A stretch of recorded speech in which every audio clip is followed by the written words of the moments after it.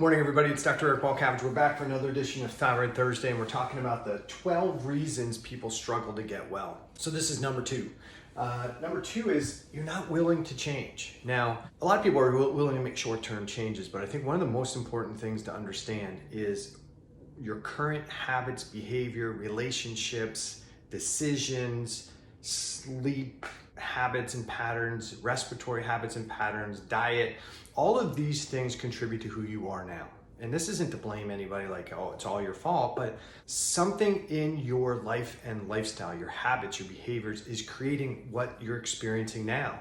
So if you want to improve your health and well-being, you can't do that with the current habits and behaviors often. Sometimes people think, hey, I'll eat the same diet, I'll have the same relationships, I'll have the same stressors, and I'll just take some supplements and that'll fix what's wrong.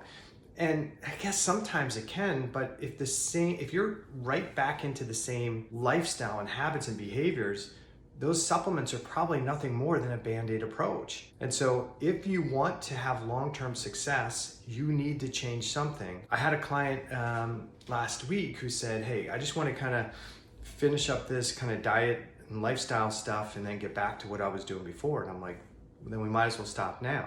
Because if you're going to follow kind of a whole food diet to try and get yourself better and then return to too much alcohol and poor nutrition choices, then you're probably going to go back to the same issues you had.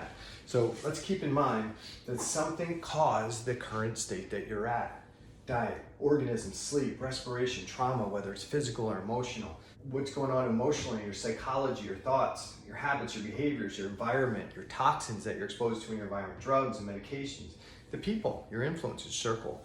So something needs to change there. Maybe everything needs to change. Maybe everything needs to improve.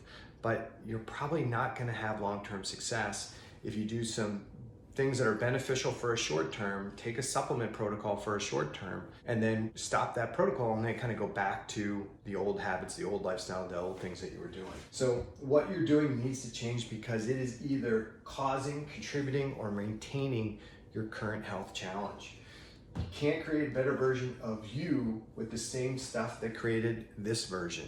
Okay, so what to do? Make a decision. What do you really want? Once you know what you really want, from how you feel, your health, your relationships, all these things that you really think you want, then decide who you need to be to create that thing. What do I need? If I want to be healthy and I want to have like six-pack abs, then who do I need to be to do that? I can't be a person that's eating Burger King a couple days a week. I need to be a person who's eating healthier. I need to be a person who's exercising. I can't take days off, right? I have limitations of the things that I can do that are going to, if they're not going to contribute to what I want to become. So what do you need to be doing? What are the habits that you need to create to do the thing you want, right?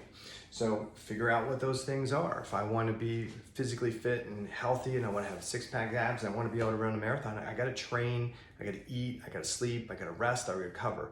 If I want to have a great marriage or relationship, I got to put time and effort into that relationship for it to be successful. Who can help you? Find out who is really good at what you want to achieve and find out if you can get them to help you. And if you can't find the person who's the best at it, find the person who's the next best at it. Find somebody who's better at it than you are, and they should be able to help you get there. And the other thing about having somebody help you is there's somebody who you're accountable to.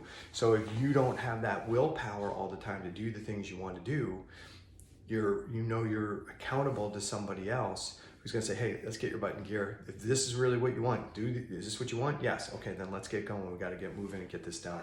5, reinforce daily while you want it. There's going to be so many things to pull you back. Your friends pull you back. Your relationships pull you back. There's always temptations to pull you away from what you really want. And so reinforce, especially as you're in the early stages of creating habits, healthy behaviors, why you want what you want, because you can quickly fall back into bad habits. This is a perfect time of the year during the holidays to really deviate from a healthier lifestyle and get totally derailed. So if you want to be a healthier person, it doesn't mean you can't go out and enjoy the holidays, enjoy times with people, but it also doesn't mean you have to make lots and lots of bad choices through the whole holiday season. If you want to be healthy and fit, you can still work out. Even if you're going out and you're staying out late, you can still be in a positive, healthy habit mode despite it's the holidays. So number 6, make changes. Big changes or small changes. What's better? It all depends on you and maybe on the situation. Some people respond really better when they just cut the cord and there's no bridge to go back on. Other people, because of fear, because of worry, they're better with small incremental changes. I think you have to figure out what's best for you and determine the situation. If you're a person who's maybe a little bit nervous about making changes, how's it going to affect and influence others? Make small changes, but make small continual changes so that you get to the end goal. If you're a person who's really motivated by big change, if there's no other option, I'm going to do it, then you may need to make those really big changes, cut the cord, blow up the bridge, so there's no going back, okay? And then reward versus pain. What do you respond better to? Some people respond better to reward. So if they're successful, if you look at the things you're trying to accomplish and you look at your daily habits and the things you've done and you've done well, reward yourself if you're motivated by reward. If you are more motivated by pain, then what you want to do is if you look at what you're supposed to be doing and you're not doing it, then you can punish yourself. I'm not big on the punishment piece, but that's what motivates some people. They just don't get motivated until they're in so much pain that they realize they got to do something. So determine what you're more motivated by, pleasure or pain, and then use that tool when you do the things you're supposed to do at the end of the day. Hey, did I do all the things I was supposed to do? Yes. Reward yourself. At the end of the week, did I do the things I was supposed to do to actually get the things I want? Yes. Reward yourself. At the end of the month, same thing. As you hit milestones, as you hit some of those goals, reward yourself. You deserve it. You're headed in the right direction. You want to keep yourself motivated and headed towards that goal.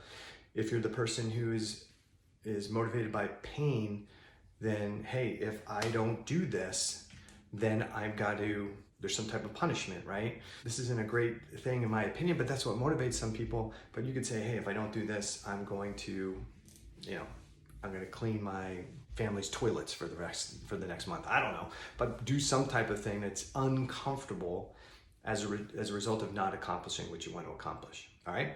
So this was number 2 reason that people struggle to get well and stay well is they're not willing to make long-term changes. All right. Hope this helps. If you have any questions, put them below wherever you watch the video, and stay tuned for the next episode of Thyroid Thursday.